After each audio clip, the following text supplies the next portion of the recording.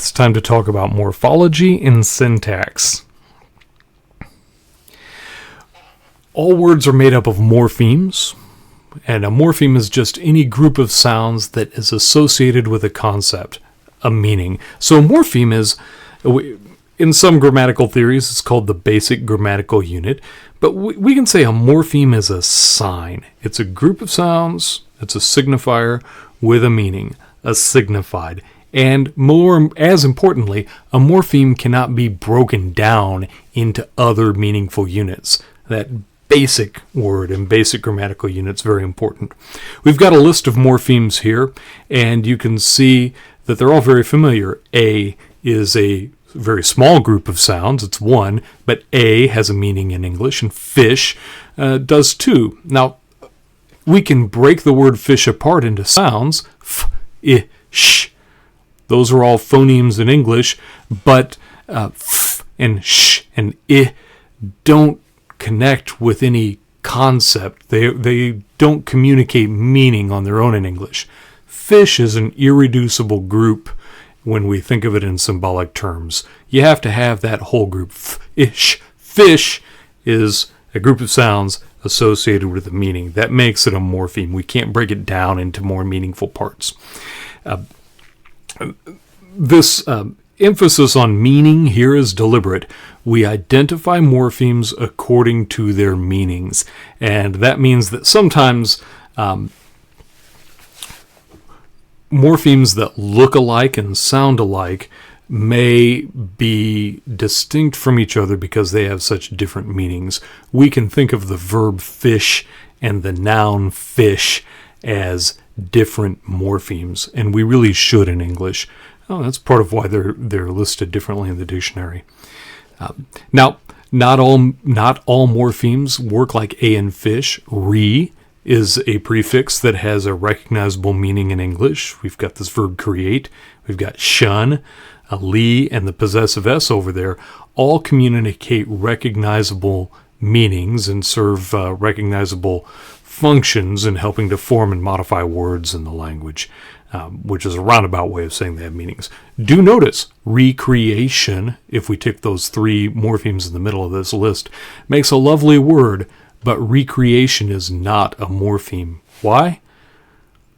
It's not because it doesn't have a meaning, it's because we can break it down into meaningful parts. Re is a morpheme, create is a morpheme, shun is a morpheme. So, we have some morphemes that can live on their own, like create, fish, bread, run, walk, eat, blue, dobby. These are all free morphemes. And we also have morphemes that only work when they're connected with other morphemes, like re, sub, these prefixes, the plural s, the possessive s, the past tense ed, ness, and shun. You can't send any of these out into a sentence and expect people to understand them as meaningful. Now, it's worth pointing out that at least one of the morphemes on that bound list has given rise to some free morphemes out in the world. And that arises from a process of clipping.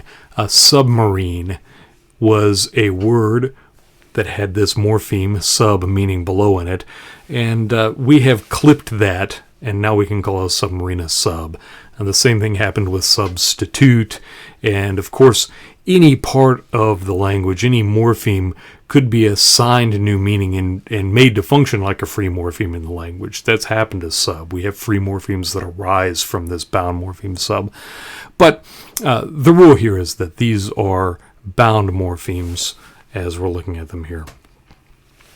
Bound morphemes can be divided into two more types according to what we use them for in the language. And this is another way of dividing up morphemes by meaning. Derivational morphemes make new words, and that process is morphological derivation, as you'll recall. So I can take friend and create friendship, and that's just wonderful. But friend and friendship are different words. We can take friend, and then we can put ly on it and make friendly, and then we can have friendliness, We can have relate and relation. You can play that game with everything on the derivational side. Notice that the derivational morphemes are used for making new words out of old words. And usually they make a word into, or often they make a word into a different part of speech. So we can take a verb and put the shun on it, and we have a noun like creation. And we can take a concrete noun like friend, and we can put ship on it and have an abstract noun, and so forth. Of course, we can clip that, and now we can ship people, but that's the same story of submarine and sub. Inflectional morphemes are a little more interesting than derivational morphemes, and they're so familiar we barely notice them in English. These are, in English anyway, they're all endings. In other languages, they can be prefixes or even infixes, a syllable that gets stuck in the center of a word. The only one of those we have in English is effing, so to speak. But inflectional morphemes, in English and many related languages, they're all suffixes. They only add grammatical meaning to a word. So look at the ed there. That's the past tense ending. I walk, I walked. And I got, and I have gotten. So we've got the past participle en there. And then we've got at least 3 different s's and an ing. Now, why do I have 3 different s's there? I'm going to show you. It's because morphemes are identified by meaning. So if you see the en in the derivational morpheme, that's the verb formation morpheme that takes an adjective and makes it into a transitive verb. Something can be wide, or we can widen it. And that's a full-fledged verb. Widen, widened, I have widened. There's also an inflectional morpheme, n, which is the past participle ending. I eat, I ate, I have eaten. These 2 n morphemes are different because they have different meanings. S's are a little more complicated in English. We use S for a whole lot of things, and this isn't even all of them. In the word likes, the S is the third person present tense singular verb morpheme. That's the ending we apply to singular verbs in the third person in the present tense in English. I go, you go, he goes, and so forth. We have the plural S on we have the plural S on pies, and we have the possessive S on Steves. The apostrophe is just a spelling convention. In pronunciation, there's no difference among these, but in syntax and meaning, there are differences among these. Therefore, the third person present tense singular verb ending is one morpheme, the possessive S is a different morpheme, and the plural S is a different morpheme. There's another one. There is the adverbial S, as in always, or anyways in colloquial speech, and towards, but that's neither here nor there. You may have noticed that in some of those words, like pies and, say, ices, one morpheme can sound different when it's, there's a typo, not near different words, near different sounds. In different sound situations and contexts, one morpheme can sound different. So look at cats and dogs. Say each of these, and you'll notice that in cats, we end this with the voiceless S sound, and in dogs, we end it with the voiced Z sound, as in zebra. And the reason is the consonant next to it is either voiceless or voiced in the case of dogs, and this morpheme has, the sound that we're using for this morpheme has assimilated to the neighboring consonant. This is an ordinary thing we love to do in English. The same thing happens in road and rocked. You can't say rocked. That's different. It's road, and you can't say I wrote. That's a different that's a different word. I rode and I rocked. So here it's voiced because it's near a voiced sound, and it's voiceless because it's near a voiceless sound. It's still the same morpheme. It's got the same meaning. It's closely related in sound, and the difference in sound can be explained by assimilation in both of these cases. That is, it became more like the neighboring sound. And we could call these phonetic variants of a morpheme allomorphs. There's a little analogy going on here to phonemes and allophones, but don't get carried away with it. Phonemes do not have any specific meaning. Morphemes have specific meanings, and they are distinguished by those meanings. So this is just an accidental similarity. Oh, goodness, we don't need any of that. This is just an accidental similarity in the terminology there. This has some consequences for syntax, and we're just changing topics now. Syntax is our set of rules in any language for how you put words in meaningful order. That's how you build up phrases and how you build up sentences. Describing syntax in depth is a difficult task. We have a whole class in that. It's called Grammar English 3663. You should take it. It's wonderful. But we can make some general observations about the kinds of rules that apply here and major distinctions. Languages can be classified according to what sorts of word orders they prefer. Modern English strictly uses the subject-verb-object word order. Fate swept them away. This is a modern translation of a sentence in Beowulf. And we only vary from that in special circumstances or when we're asking questions. Did fate sweep them away?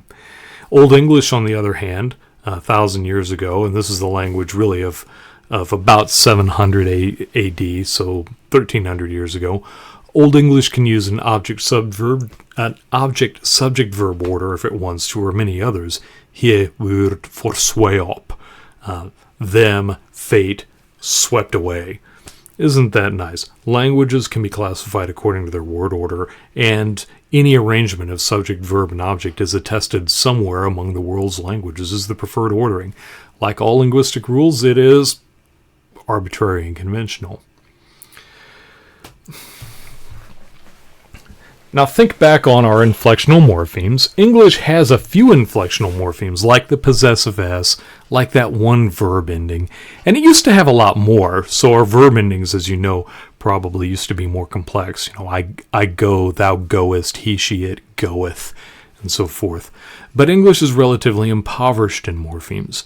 There are other languages that rely very heavily on inflectional morphemes to make their grammar work. When we think of verbs, Spanish and French are both very reliant on inflectional morphemes. We can say they are highly inflected, and you have to learn how to conjugate verbs in those languages. Every form of the verb has its own ending. That's a kind of inflection carried out through morphemes. And we can call that kind of grammar synthetic. That's Greek for it puts it together. That just means that you add endings to a word. You build your grammatical meaning onto the words. And English prefers to use analytic grammar. We build out our grammar by adding words to the phrase. So in Latin, we've got this lovely phrase, poeta amat puellam, the poet loves the girl. Notice English likes to have a couple extra articles in there. Notice that puellam, there's an ending on the girl there that tells us she's the one being loved, and we'll learn more about that in a second, or what that's good for anyway. And if you take a look at the verb form in the second sentence, poeta puella non amabitur, the poet will not be loved by the girl. Amabitur, one word in Latin, has enough information in its endings to convey something that takes will not be loved, takes 4 words in English. English expresses all of that grammar, negation, future, passive voice, by adding words to the phrase and then putting one ending on loved. where Latin can accomplish all that by putting special ending on the verb amo, amare, and making amabitur. That's the difference between synthetic grammar and analytic grammar, between a highly inflected language like Latin and a language that is not highly inflected like modern English. This affords some interesting possibilities for syntax. So it happens that puelam in the sentences on the left is marked as the object case, because that M on the word, you always know she's the one being loved, and the poet is the one doing the loving. So in the English, we have to keep them in the right order to convey that sense. If we switch the girl and the poet, it doesn't make sense anymore. But in Latin, on the left, we can put these words in any order, and the sentence continues to mean the exact thing. That's a syntactic effect of having a grammar system that encodes information onto the words, as synthetic grammar does, that's the Latin, rather than building the grammar out into the phrase by adding extra words and relying on word order as modern English does, which is nice. Just to underscore this difference between synthetic grammar and analytic grammar, I want to show you an extreme example. The Latin name Amanda or Amanda is a verb form. It is the gerundive, but neither here nor there. And in order to translate this form of the verb amo, meaning love, you have to use she who ought to be loved. It takes 6 words in modern English to convey the sense of this one word form with its special anda endings in Latin. We use a bunch of these. Miranda works the same way. She who ought to be looked at or admired. And agenda, those things which ought to be done, is how you translate the word agenda. In Latin, these are all single word verb forms that convey a meaning that takes an entire phrase in English. Those are some rather extreme examples of the difference between synthetic grammar, coding the grammar meaning onto the words through inflection, and analytic grammar, building out grammar into the phrases by adding words. One reason to dwell on this is that over time, English has gone from being a highly inflected language with a lot of synthetic grammar to becoming an analytic language by having lost most of its morphemic endings. And that's a syntactic phenomenon we'll get to observe through the rest of the semester.